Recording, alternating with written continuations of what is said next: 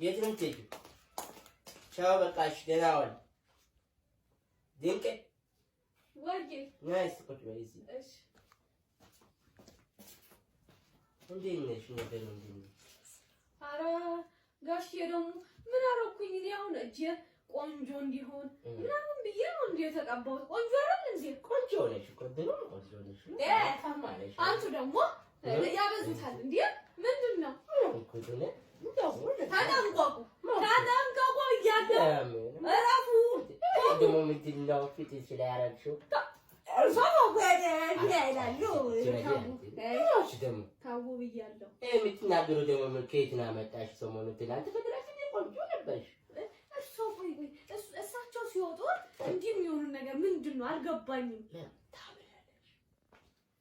ስልኬን ረሳሁ። መጣሽ እንዴ? ምን እያደረጋችሁ ነው? እንዴት መጣሽ ግን? እንዴት መጣሽ? አላየሁትም። ኧረ ውሃ መጣሽ እንጂ ሌላ ነገር ምንም አላመጣችም።